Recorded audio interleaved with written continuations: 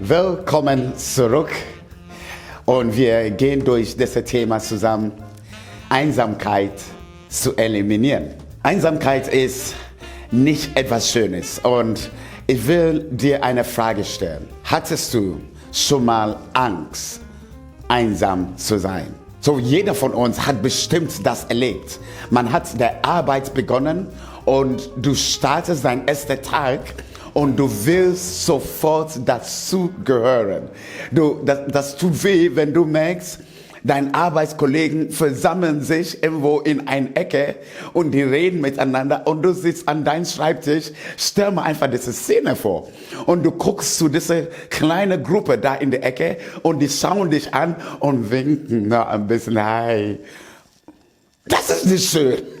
Du bist in einem Arbeitsplatz, wo du denkst, eigentlich, du musst dazugehören, aber du fühlst dich einsam. Und wir haben Angst von dieser Einsamkeit. Ich kenne das, wenn Teenagers in die Schule hineinkommen, die wollen gerne dazugehören. Die wollen nicht der Außenseiter sein. Was machen die? Die ziehen solche Klamotten an, wo das auch cool aussieht. Ja, die haben diese Slang, diese Aussprache.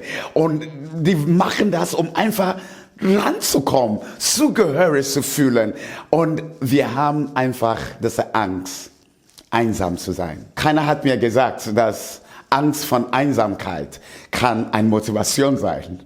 Aber wenn wir ehrlich sind, das hat uns motiviert, auch Dinge zu tun. Was machen wir dann, wenn du Angst hast, einsam zu sein? Du startest jetzt eine neue Arbeit und du willst nicht einsam sein. Du gehst in eine Schule hinein, eine neue Ausbildungsstelle hinein und du willst nicht einsam werden. Was machen wir? Ich sage dir, was wir normalerweise machen. Wir tendieren, uns zu verändern.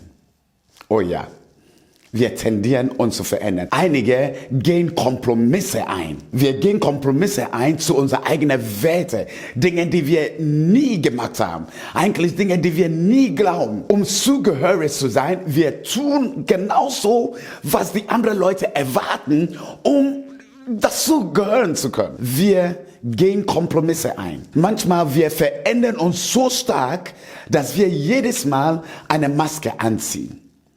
Jedes Mal. Wir kommen zur Arbeit und wir haben diese Maske an, weil wir wissen, die nächsten 8 Stunden muss diese Maske an sein, um dazu zu gehören und nicht einsam zu sein. Jeder hat seinen Weg, gegen diese Angst von Einsamkeit zu kämpfen. Aber sind diese Wege richtig? Machen uns solche Wege wirklich glücklich? Ich merke, dass manchmal solche Wege schütteln unsere eigene Identität. Solche Wege werden irgendwann zu einer Ich sein. Wir werden denken, so sind wir, weil wir so handeln, basiert auf Freunde an uns herum. Wir handeln so basiert auf Umstände an uns herum, dass wir irgendwann selbst glauben, dass wir wirklich so sind, obwohl wir das nicht sind. Leute, das ist der Grund, wieso einige von uns kämpfen an unserer Identität, wer wir wirklich sind. Einfach echt zu sein. Und ich glaube, unsere Gesellschaft zwingt uns auch manchmal solche Masken anzuziehen. Dinge zu glauben für dich selbst, aber nie zu zeigen, dass du daran glaubst. Wieso? Du weißt genau, wenn du das zeigst, du würdest dann einsam unterwegs sein. Hey, heute mein Wunsch ist, dass wir solche Masken in diesen Kreis C abziehen dürfen. Auf jeden Fall, ich weiß, manchmal diese Masken sind notwendig, wenn man in diesem Kreis A ist. Und da ist manchmal notwendig, wenn du in diesem Kreis B bist. Aber das wäre schade, wenn wir immer noch Masken anziehen müssen, wenn wir in ein Kreis C sind. Und ich glaube, an diesen Inhalt heute wollen wir ein bisschen rangehen. Ich habe eine Bibelstelle gelesen und das ist immer schön, die Bibel zu lesen, ja, weil es bringt so gewisse Weisheiten hervor. Da ist ein Mann in der Bibel, Er heißt Salomo und er hat einige Sachen geschrieben. Eigentlich, die Bibel beschreibt Salomo als der weiseste Mann. Er ist sehr weise gewesen und er hat in Sprüche 27 und Vers 6 was geschrieben. Er sagte, ein Freund meint es gut, selbst wenn er dich verletzt. Das stimmt, oder? Ein Freund meint es gut, auch wenn er selbst, wenn er dich verletzt. Und dann geht es weiter. Ein Feind aber schmeichelt dir mit übertriebenen vielen Küsschen. Ein Feind aber schmeichelt dir mit übertriebenen vielen Küssen. Wenn man das überlegt. Leute, Küssen ist so attraktiv. Ich meine, jeder braucht diese Emotionalität, oder? Jeder braucht diese Annahme. Jeder braucht eine Person an seiner Seite, der sagt, ich verstehe dich. Oh komm, wir weinen zusammen. Aber das heißt nicht, dass diese Person ein Freund ist. Das wollen wir nicht so gerne hören, oder? Weil wir glauben, jede Umarmung, jeder Küsschen, jede Annahme soll von einem Freund kommen. Aber nein, manchmal die Feinde tun genau das, um dich aufzuhalten. Hey, ich will dir so einige Beispiele geben. Ich war eigentlich sehr brutal von Person hier. Und ich hatte auch Leute gesucht, die ich gesagt habe, hey, die sind meine Freunde. Und meine Freunde, wenn jemand mich verletzt hat, nicht von meinem Freundeskreis, sondern außerhalb meines Freundeskreis, wenn ich meine Freunde das erzähle, was hören die? Die hören nur Viktors Seite. Was tun die? Na sowas, Victor. Nee, wenn ich in deiner Stelle wäre, ich werde, komm, lass uns mal dahin gehen. Lass uns ihm zeigen, wer wir sind. Er hat dir das gesagt? Komm, lass uns mal hingehen. Leute, so war ich auch drauf. Ich hatte Freunde, die mich geküsst haben.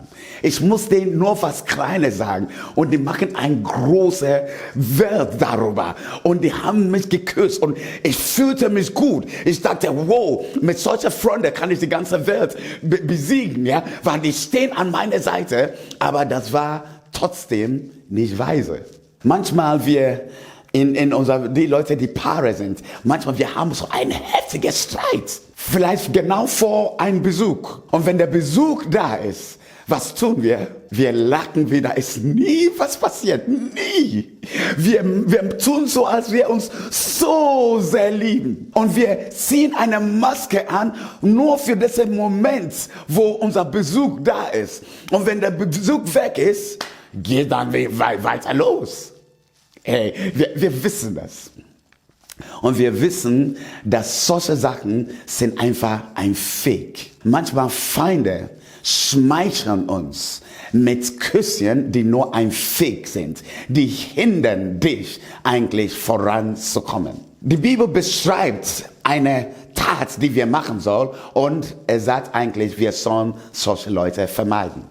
Solche Leute werden immer gehen. Und ich glaube, ich war auch so ein Typ für einige Leute, wo ich nur eine Seite gehört habe von der Geschichte und ich habe schon mein Urteil gefällt. Ich habe die Leute schon einen Rat gegeben. Ich habe die Leute gesagt, was ich machen werde. Aber manchmal ist es nur ein Teil von der Geschichte. Und wenn wir nicht aufpassen, solche Leute in diesem Kreis von C werden uns auch schlecht beeinflussen, schlechte Dinge zu machen für dein Leben selbst und auch gegen andere Menschen. Und deswegen, wir sollen das vermeiden. Solche Leute, die so sind wie Freunde, aber die sind Feinde. Du sollst nicht bewegt sein von den Küssen, die du bekommst, von der Lob, die du bekommst, von der Anerkennung, die du bekommst. Manchmal, das ist, was wir wollen, aber das ist nicht immer das Richtige. Die Bibel sagt ja hier in diesem Vers, was ich gelesen habe, ein Freund meint es gut, selbst wenn er dich verletzt. Kennt ihr solche Freunde? Die meinen das gut und deswegen die sagen, hey Victor, du hast uns erzählt von dieser Geschichte, aber hast du das wirklich so gehört? Manchmal, wie du zuhörst, ist so in so eine Sphäre hinein, dass du die Sachen so hörst, wie du das hören willst. Victor, vielleicht das war nicht so schlimm, wie du das so jetzt gerade erzählst. Solche Freunde, die sagen werden, hey, wir hören, was du sagst, aber wir wollen das nicht so annehmen, wie du das sagst. Freunde, die so beschäftigt sind, nicht der Welt zu verändern, sondern dein Herz, dein Charakter zu verändern. Wow! Und ich glaube, wenn wir solche Freunde haben in C, dann die Kraft in uns wird noch stärker. Wieso? Diese Freunde sind da, nicht nur uns Küsschen zu geben, sondern die sind da, um manchmal eine gewisse Verletzung hineinzubringen in unser Herz, die uns nach vorne treibt, in eine Veränderung und eine Transformation hineinzukommen. Ist es das nicht, was Jesus auch tat? Oh ja, wenn Leute über Christentum reden und über Jesus, man denkt, oh, ist alles schön, ist alles super. Die Christen, ja, die sind die Heilige. Lass mich dir echt ehrlich sagen. Jesus hat gesagt, er will uns nicht mehr Diener nennen, sondern ein Freund. Das ist in Johannes Evangelium 15,15.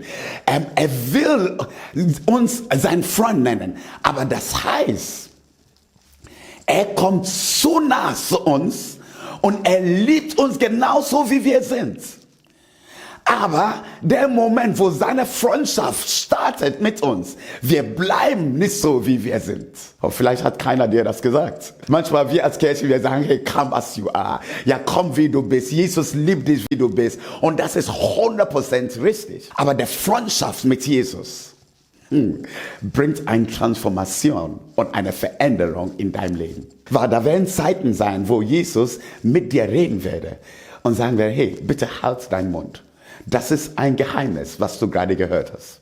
Das sind Zeiten, wo du werdest eigentlich lügen wollen. Und dann Jesus wird irgendwie dir diesen Impuls geben, hey, schweige, hör mal auf, das zu machen.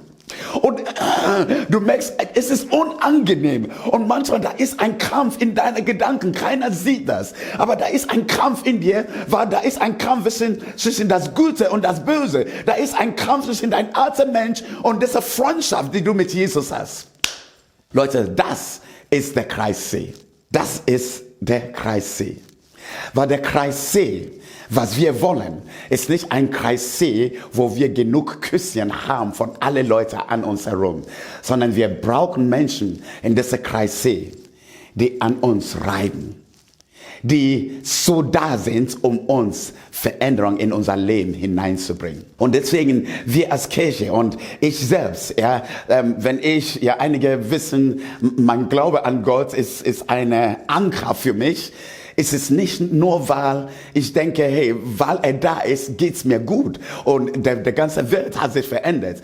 Nein, ich weiß, dass weil ich in dieser Freundschaft mit ihm unterwegs bin, er hat eine Macht und eine Kraft, um mein Leben durch diese Freundschaft zu verändern. Hey, das wünsche ich auch für dich. Ich wünsche, dass in diesem Kreis C, dass wir nicht nur die Freunde haben, die uns genug Küsschen geben, sondern Menschen auch an unserer Seite haben, die uns auch mit ihrem Rat eine Reibung in unser Herz hineinbringen. Wer sollen wir noch vermeiden? Was sagt die Bibel dazu?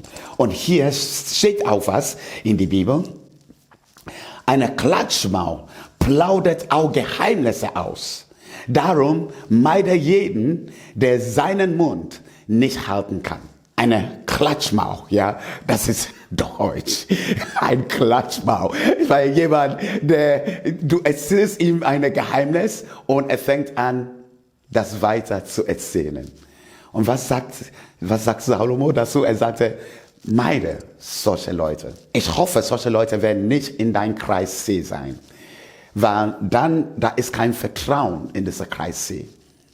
Wir brauchen Menschen in dieser Kreis C, die Geheimnisse bewahren kann. Und Leute werden dir Geheimnisse erzählen.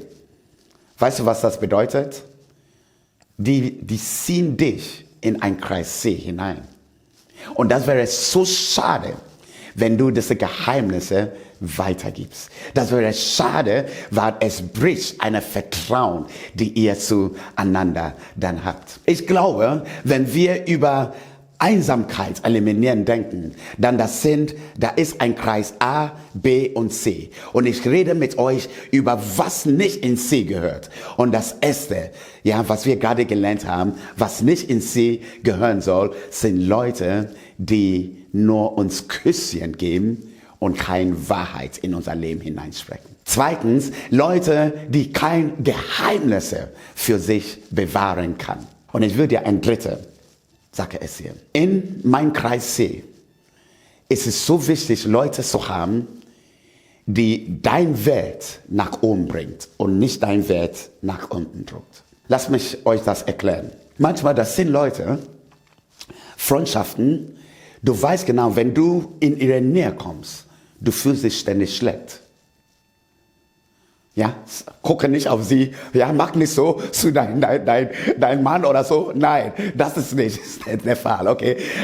Aber das sind Leute, der Moment, wo du in ihre Nähe kommst, wie sie reden, wie sie mit dir reden, wie sie dich anschauen. Du fühlst dich so klein, minderwertig. Ich bin nix. Ich schaffe nichts. Ich bin kein guter Ehemann. Ich bin kein guter Ehefrau. Wieso? Nur von wie sie sprechen. Solche Leute werden immer das 10% von dir rausholen und nicht das 100%. Deswegen ist es so wichtig, solche Leute zu vermeiden in deinem Kreis C. Die könnten in B sein, die könnten in A sein, aber in Kreis C. Wir brauchen Menschen, die das Beste in dir sehen und das Beste in dir rausholen. Ich wiederhole das. In Kreis C. Wir brauchen Menschen an unserer Seite, die das Beste in dir sehen und das Beste in dir rausholen. Alles andere, schieb das in B, schieb das in A, aber nicht in C. Ich habe das selbst erlebt. Menschen, die mich angeschaut haben nach meinem Studium und die haben gesagt, hey, in Ghana zu arbeiten wäre viel, viel besser für dich als jetzt hier in Deutschland. Da zu predigen wird viel, viel einfacher. Und das stimmte auch bestimmt. Ja, damals mit meinem gebrochenen Deutsch, ist immer noch gebrochen, aber das war damals noch schlimmer. Ich meine, die sah keine Hoffnung, dass ich mindestens hier in Deutschland zu euch reden werde.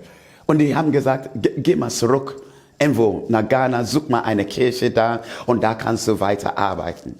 Und die haben das nicht gesehen, was Gott für mein Leben bestimmt hat. Und Gott sei Dank, die waren Leute, die nicht in meinem Kreis C waren, sondern die waren in meinem Kreis B. Und deswegen, als ich mit Leuten sprach in meinem Kreis C, die haben gesagt, Victor, vielleicht das mag sein, dass du nicht für Deutschland berufen bist, aber lass uns die nächsten 2 Jahre versuchen, mit einem Vikariat in eine Gemeinde hineinzusteigen, die eine reine deutsche Kirche ist. Ey, und da wird Gott das bestimmen. Wisst ihr, merkt ihr, was jemand in Kreis C machen kann? Er macht das nicht bequem für dich, aber er steht an deiner Seite, obwohl das nicht bequem ist. Und dies sind die Leute, die wir in der Kreis C brauchen. Und ich merke das auch, dass Jesus, wenn er sagt, er ist ein Freund, dann er sagt nicht zu dir, du musst dich verändern, dann bleiben wir Freunde. Sondern er sagt zu dir, ich will diese Veränderung in dir hervornehmen. Und wir bleiben zusammen auf diesem Weg. Und das ist mein Geheimnis, wie mein Glaube an Gott so tief ist. Er nimmt mich nicht an, weil ich mich verändert habe. Er nimmt mich an, genau wie ich bin. Und er bringt einen Veränderungsprozess in mein Leben, Tag für Tag, Woche für Woche, Monat für Monat, Jahr für Jahr. Er ist der Person, der mich manchmal out of my comfort zone hineinnimmt und er ist immer noch mit mir unterwegs. Hey, das ist der Wunsch, den ich für dein Leben habe. Das ist das dritte, jemand, der dein Wert nach oben bringt. Und ich hoffe, dass diese Person in deinem Kreis C ist. Er sieht das 100% in dir. Er sieht deine Schwachheiten. Er sieht deine Stärke. Aber er ist jemand, der Gutes spricht, er positiv spricht in dein Leben hinein. Nicht nur Küsschen, sondern er fordert dich heraus. Ich merke, eine andere Person, die wir nicht brauchen in Kreis C, und das ist der vierte, ist jemand, der aus Angst agiert. Jeder von uns tut das. Aber wenn wir ständig aus Angst agieren, dann jede Veränderung, was bringt jede Veränderung in unser Leben? Angst, Unsicherheiten. Okay, du willst eine neue Arbeit irgendwo in Berlin, ja, du musst deinen Freundeskreis verlassen, du musst was Neues starten und deine Freunde in C, die, wenn die ungesund sind, die werden sagen, oh, du lässt uns alleine und was passiert jetzt mit meiner Freundschaft und was passiert mit das und was, nee, die Leute in C sollen das Gute sehen und nicht aus Angst von verlassen zu sein agieren, sondern aus einer Glaube, dass das Gute steht noch vor.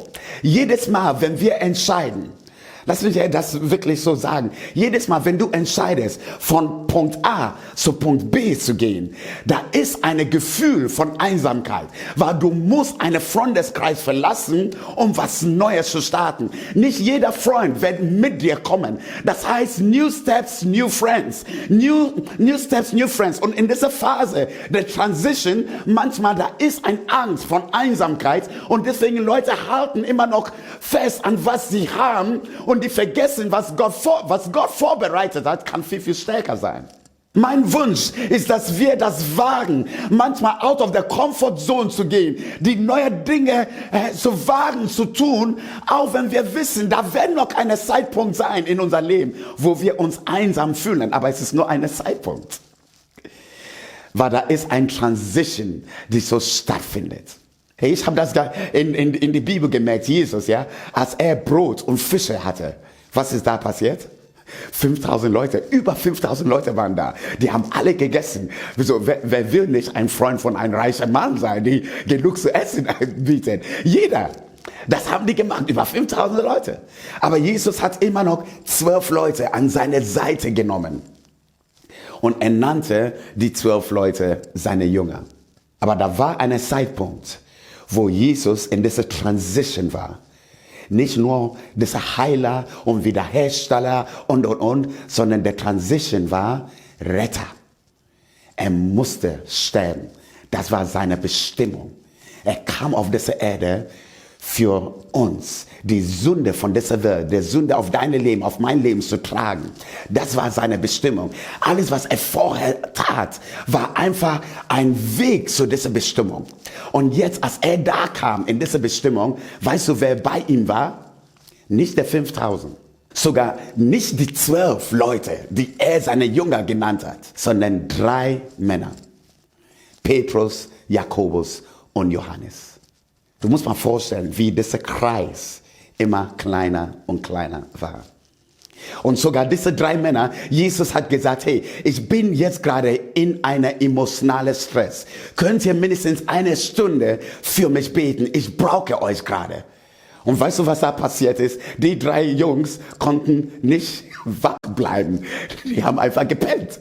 Jesus kam zurück und er sagte, hey, bitte, komm, steh auf, bete mit mir. Ich habe eine Last auf meinen Schulter. Was will ich euch sagen? In dieser Kreis C, wir brauchen nicht Menschen, die Angst haben, dass du deine Bestimmung erreichst. Solche Leute, die Angst haben, agieren aus dieser Angst heraus, agieren aus Eifersucht heraus. Die wollen nicht, dass du besser bist als sie. Und deswegen, die halten dich ständig zurück. In dieser Kreis C, das wird dir nicht helfen. Schieben, lass uns nicht. Push. Ja, Kreis B, Kreis A, die sollen da hinkommen, aber nicht in C. In C, wir brauchen nicht Leute, die eifersüchtig sind auf uns. Wir brauchen nicht Leute, die Angst haben, wenn wir sagen, hey, wir brauchen einen Next Step, sondern Leute, die im Gebet, im Vertrauen dir an deiner Seite stehen kann, um dich voranzubringen. Vielleicht, dieses Thema ist nicht so jetzt so strukturiert, dass du alles erfahren hast, aber ich hoffe, dass du einige Nuggets rausbekommen hast. Weil ich will gerne, dass wir in dieser Phase unser Kreis C so gut definieren kann und Sachen eliminieren, was wir nicht brauchen.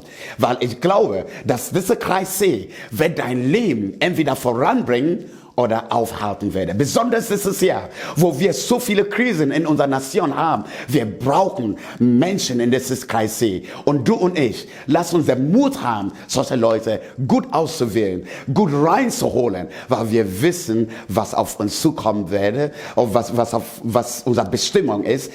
Und das soll uns noch weiter begleiten. Hey, lass uns mal zusammen beten. Jesus, wir danken dir, dass du das vorgelebt hast. Du hattest die 5000, du hattest die 12, aber du hattest auch die 3. Du hast das vorgelebt und wir wollen das lernen, dass in unser Kreis C, dass wir die richtigen Leute haben. Gott schenkt uns die richtigen Leute. Manchmal wir wissen nicht, ob wir selbst die richtigen Leute sind für anderen. Aber Herr, wir stehen einfach vor dir und wir beten, dass du uns auch zu richtigen Freunden machst für anderen. Vielleicht nicht für alle. Für einige, wir werden in ihrem Kreis A sein. Für andere, wir werden in ihrem Kreis C sein. Aber wir wollen auch für Menschen auch in diesem Kreis C sein. Verändere du uns.